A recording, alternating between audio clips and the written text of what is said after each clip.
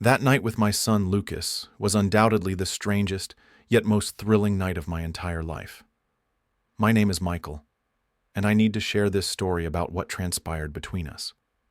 It's difficult to discuss, but I've held it in for far too long. Lucas is 19 now, but this all began a few years back, after my wife Barbara passed away. Losing Barbara was one of the toughest experiences I've ever endured, and it left Lucas and me alone to figure out life without her. Initially, it was incredibly challenging.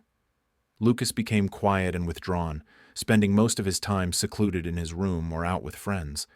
He steered clear of any conversations about Barbara or her passing, and I refrained from pressuring him. Instead, I concentrated on creating a warm and inviting atmosphere at home. I prepared his favorite meals, left encouraging notes on his desk, and made sure he knew I was there for him if he needed to talk. However, he remained distant for months. Then, one evening, he entered the kitchen as I was tidying up after dinner. His unexpected appearance took me by surprise, but I was pleased to see him. It was rare for him to seek me out like this. "Need any help, Dad?" he inquired, his voice soft yet steady. I turned, surprised by his offer. "Sure, you can dry the dishes," I replied, handing him a towel. We worked in silence for a bit, and I couldn't help but feel a slight sense of relief. It was the first time he'd willingly spent time with me in what seemed like ages. "How was school today?" I asked, attempting to initiate a conversation. "It was fine," he responded, not making eye contact. That was the extent of it. I didn't pry. "If you ever want to talk, I'm here," I added softly, looking at him peripherally.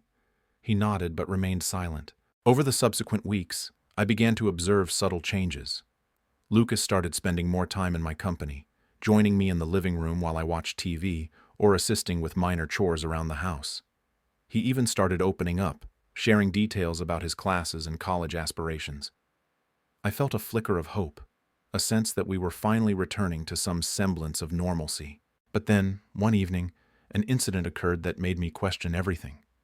We were having dinner together.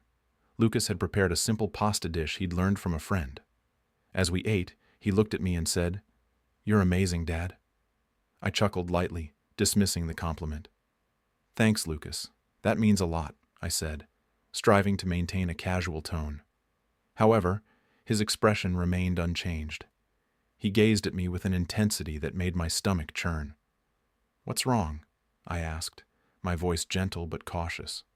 "Nothing," he replied quickly, shaking his head. "I just wanted to say thank you for everything." I nodded, unsure how to react. The moment felt peculiar, but I convinced myself I was overthinking it. He was simply being kind, wasn't he? The crazy night hadn't occurred yet, but this was definitely the catalyst. After that evening, things began to shift. Lucas started lingering around me more frequently, finding excuses to sit close to me on the couch or remain in the kitchen while I cooked. Initially, I found it endearing. I reasoned that he was merely attempting to reconnect after all the time we'd spent grieving separately. But then there were the looks. His eyes would linger on me for longer than they should, his compliments becoming more frequent and increasingly personal. "You look really nice today, Dad," he remarked one morning as I washed dishes. "Thanks, sweetheart," I responded, trying to keep my tone casual. But the way he said it, the way he looked at me, made me uneasy. One evening, we were on the couch watching a movie Lucas had chosen, a comedy we'd both seen countless times. Midway through, I noticed he was sitting closer than usual. Our shoulders were almost touching. When I shifted slightly, he didn't move away. "You're always so busy," he said abruptly, breaking the silence. "You never take time for yourself." I smiled a little, taken aback. "That's what dads do, Lucas. There's always something to take care of." He shook his head, his gaze fixed on me. "You do too much. You deserve a break." His words made my chest tighten. "That's sweet of you to say," I replied, "but I'm fine, really." That night, sleep evaded me. I lay awake, staring at the ceiling, replaying the moment repeatedly. Was it an innocent gesture, or was I reading into it? What was happening between us? I would soon discover. In the following days, I noticed Lucas creating more and more reasons to be near me. If I was cooking, he'd come into the kitchen to chat. If I was in the garden, he'd wander outside and sit with me. His compliments persisted, each one making me more unsettled. And, to be honest, I noticed myself doing the same more often too.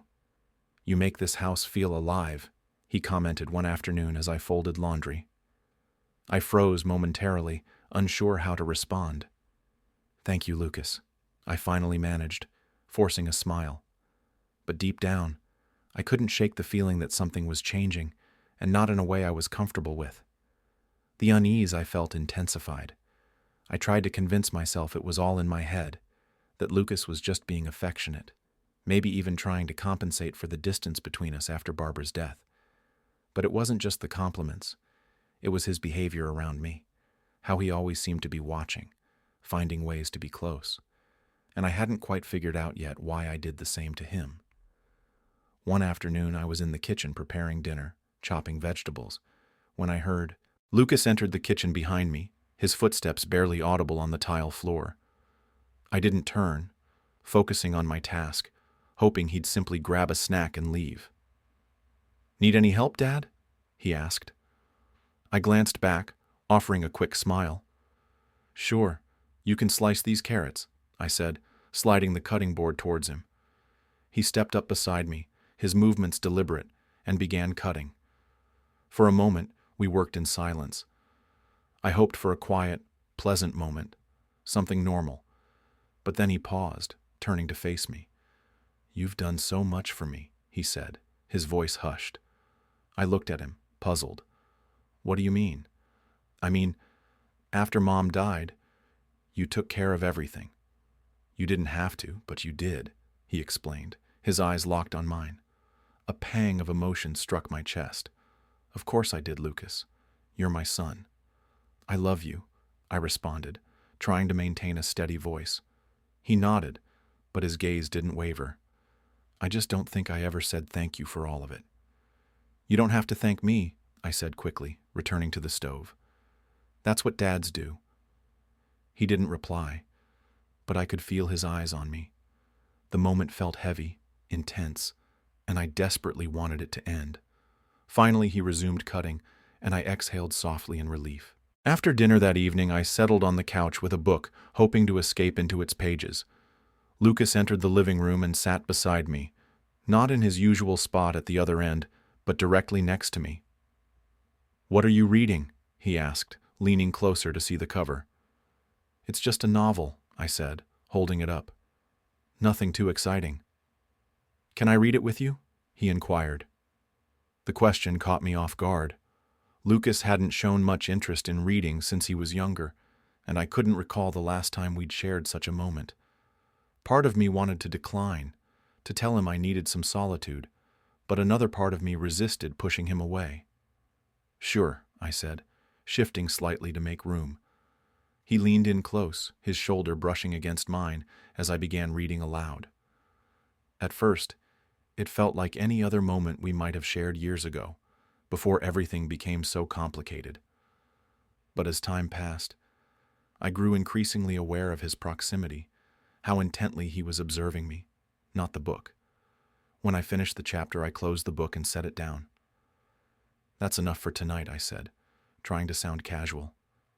"Thanks for reading to me," he replied softly. "You're welcome," I answered, standing and heading towards my bedroom. "Good night, Lucas." "Good night, Dad," he said, but there was something in his tone I couldn't quite decipher. The next morning, when I entered the kitchen, Lucas was already there. He'd made coffee and prepared breakfast, something he hadn't done in years. "Good morning, Dad," he said cheerfully. "I made you some coffee."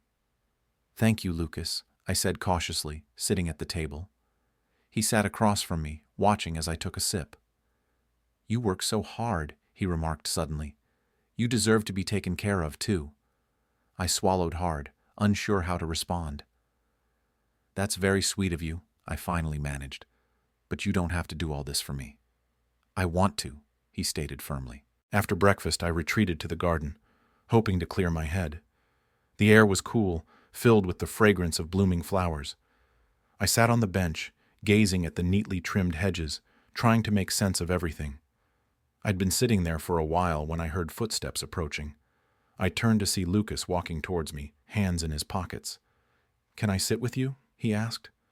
"Of course," I replied, though a part of me wished to refuse. He sat down, leaving a small gap between us. We were silent for a time, the only sounds the rustling leaves and distant birdsong. "You've been quiet lately," he finally said. "I've just had a lot on my mind," I answered, keeping my eyes on the garden.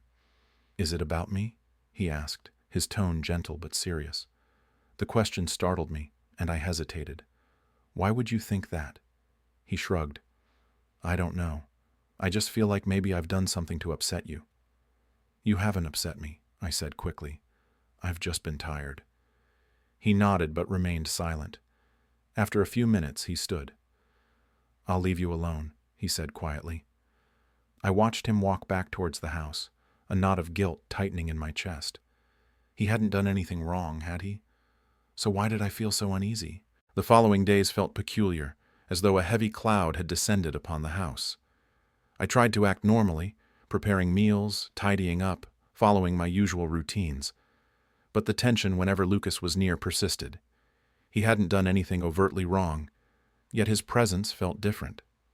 Then, one night, I consciously tried to maintain some distance.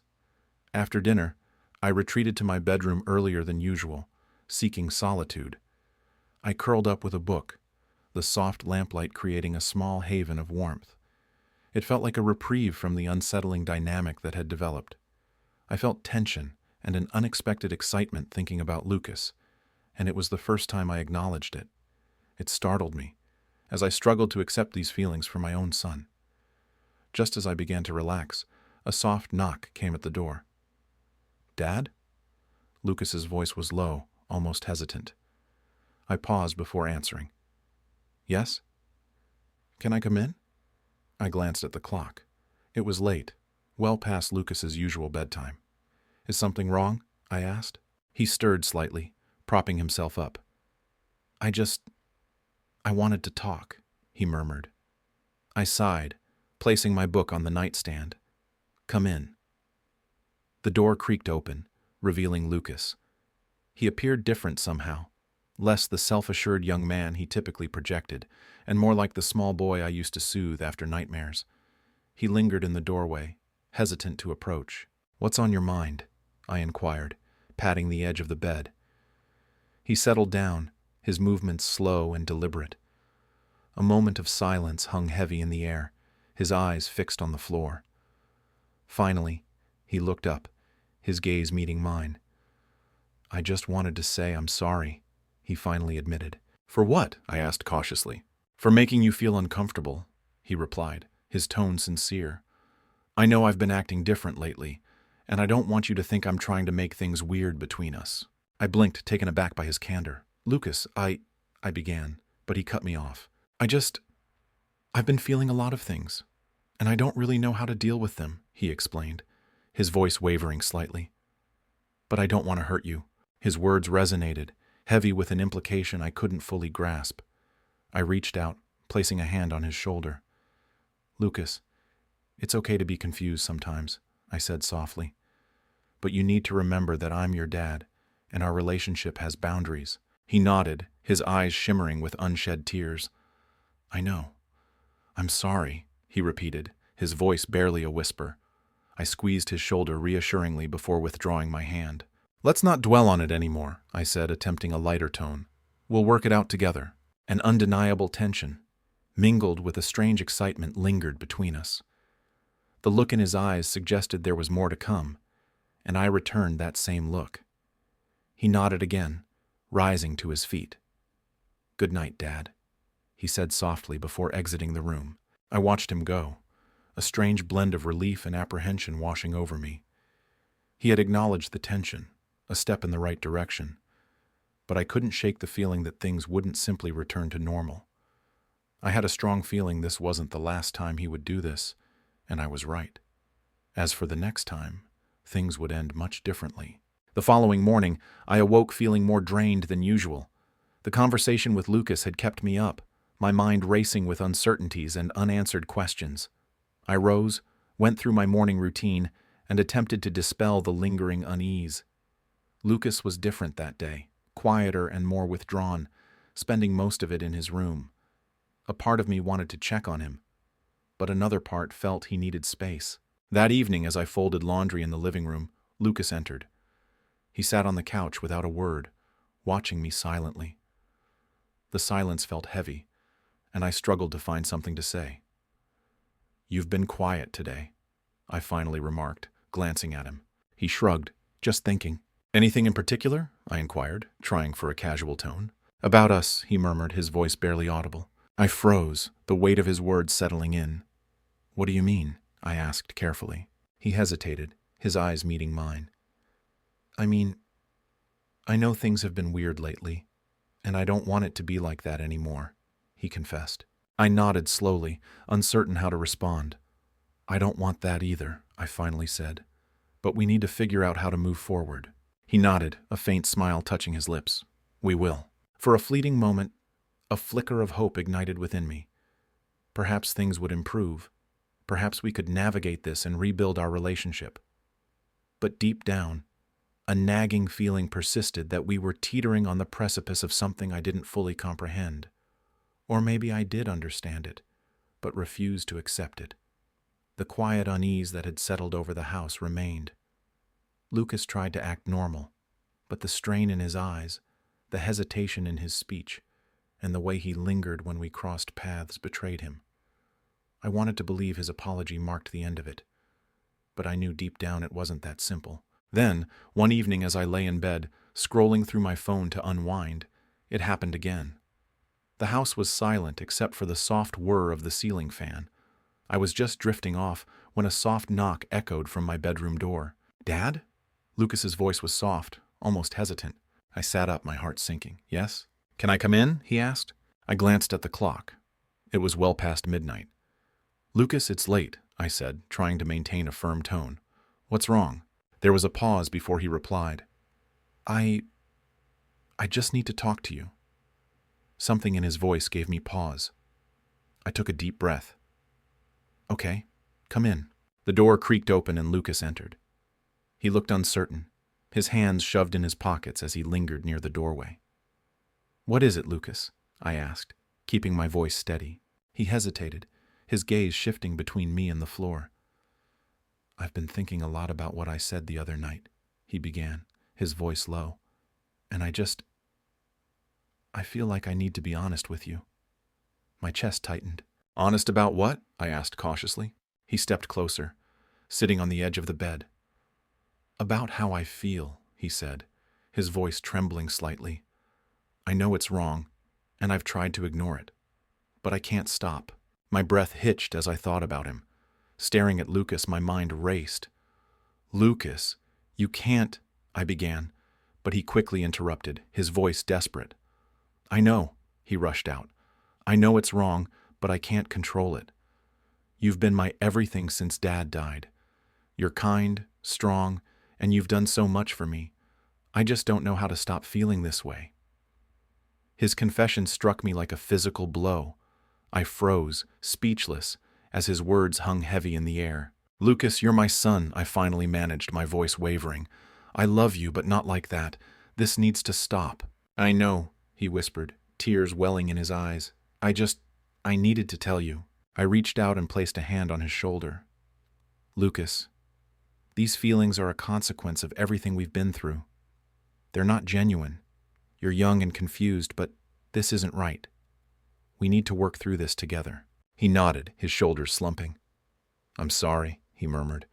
"I didn't want to hurt you." "I know," I replied, my heart aching for him. "But we can't let this go on. You're a good person, Lucas, and you'll get past this." He wiped his eyes and stood up slowly. "Good night, Dad," he said, his voice barely a whisper. "Good night," I responded, watching him leave and close the door. The moment he was gone, I locked it and sat heavily on the bed, my hands shaking. I couldn't process what had just transpired. Guilt and confusion overwhelmed me, questioning every action that might have led to this. I loved Lucas deeply, but his feelings were something I couldn't disregard. That night, sleep evaded me. I replayed his words, trying to decipher them. I told myself it was a temporary phase, a fleeting moment of confusion, but deep down, I was uncertain. The following morning, Lucas was subdued. He barely spoke at breakfast, and when he left for school, I felt a disconcerting blend of relief and sadness. I tried to concentrate on work, but my thoughts constantly returned to our conversation. I couldn't shake the premonition that this wasn't resolved. That evening, Lucas seemed distant, avoiding my gaze and retreating to his room almost immediately. I wanted to check on him, but I felt lost, unsure how to navigate the situation without exacerbating it. Later that night, I sat in the living room, staring blankly at the television. The house was still, and the weight of everything felt oppressive. Suddenly, footsteps approached. I turned to see Lucas standing in the doorway, his expression unreadable. "Can I sit with you?" he asked. I hesitated before nodding. Of course. He joined me on the couch, leaving a small gap between us. For a long while, we sat in silence, the tension palpable. "Dad?" he finally spoke softly. "I don't want to lose you." "You won't," I responded quickly. "But we have to establish boundaries, Lucas, for both of us." He nodded slowly, looking down. "I understand." I placed a hand on his knee. "We'll navigate this," I said gently. "But you have to trust me." He looked up, his eyes full of emotion. "I do." I offered a small, reassuring smile. "Then we'll be okay." A flicker of hope ignited within me, a belief that we could overcome this, but deep down I knew it would be a long road. The days following our conversation were strained but quiet. Lucas maintained his distance, and I attempted to act as if everything was normal. But the reality of the situation pressed heavily upon me. I hoped that acknowledging the situation and setting boundaries would allow us both to heal, yet a nagging feeling persisted that the silence between us wouldn't mend what had been broken. Then, one night, exhausted from the constant mental turmoil, I retired early. The house was peaceful, and the cool night air drifted in through my open window. I tried to fall asleep to the rhythmic hum of the fan, but my mind raced. I must have drifted off eventually because I was jolted awake by the sound of my door creaking open. My heart pounded as I blinked into the darkness. "Dad," Lucas whispered, his voice barely audible. I sat up and switched on the bedside lamp, illuminating Lucas standing hesitantly in the doorway. He looked uncertain, his hands fidgeting. "Lucas," I said, my voice groggy with sleep and confusion. "What are you doing?" He stepped into the room, his movements slow and deliberate. I couldn't sleep," he said quietly. I needed to see you." My chest tightened as I tried to control my breathing. "It's late," I said, my voice firmer. "You need to go back to bed." "I know," he replied, his eyes meeting mine, but I couldn't stop thinking about everything. I swung my legs over the side of the bed, sitting upright. "Lucas, I've been thinking too, but we talked about this," I said gently. "I love you, but it's not something we can discuss anymore." He took another step closer, his expression a mixture of resolve and vulnerability. "I know it's wrong," he said, his voice trembling, "but I can't help how I feel. You're the only one who's ever really been there for me. You've always cared about me in a way no one else has." He stood there for a moment, his expression, my shoulders slumped as the weight of my confession settled upon him. "I'm sorry," he whispered, tears welling in his eyes. "I just didn't know how else to tell you." My heart ached at the sight of his distress, but I forced myself to stay composed. "It's all right to feel confused, Lucas," I said, "but this is something you have to process, and I'll be there for you as your father. Only as your father." The words felt hollow, a betrayal of the deeper connection I craved. The disappointment etched on his face mirrored my own regret. He nodded slowly, his gaze falling to the floor. "I don't want to lose you," he murmured, his voice barely a breath. "You won't," I assured him. "But we need to move forward, Lucas, for both of us." Even as the words left my mouth, a shift occurred within me. What was I doing? Why couldn't I simply support my son, whatever his needs? Seeing the pain I'd caused him was unbearable. And, if I was honest, the idea of what he wanted wasn't entirely unappealing. Perhaps I missed Barbara too. After a beat of silence, I said, "You know what? Come here." I gestured for him to sit beside me. As he moved closer, I saw a flicker of hope return to his eyes. "Look at me," I said, leaning in. He mirrored my movement, and then it happened. We kissed. It was as if a dam of repressed emotion had burst. The intensity was overwhelming, and I deepened the kiss. A minute or two later, he pulled back, not out of hesitation, but to reach for me in ways only Barbara ever had. As you might guess, things escalated from there. That's why I told you this was the most surreal yet exhilarating night of my life. It was incredible. When it was over, a long silence settled between us. "Are you okay?" he asked. "Yes, don't worry," I replied. For a long while, perhaps 10 to 20 minutes, the only sound was the quiet hum of the fan. Then Lucas rose and walked towards the door. He paused, glancing back at me. "Good night, Dad," he said, his voice thick with emotion. "Good night, Lucas," I replied, my heart aching as I watched him leave. "Thank you for everything." "I have to thank you, Dad," he said, before the door clicked shut. I exhaled shakily, the tension finally draining from my chest. I lay back, staring at the ceiling, replaying the events of the past few weeks. I knew we had a difficult path ahead, but for the first time, I felt a glimmer of hope for a healthier future. The tension had broken. The next morning, Lucas was quiet but composed. He joined me for breakfast, and although the conversation was light, I sensed a change in him.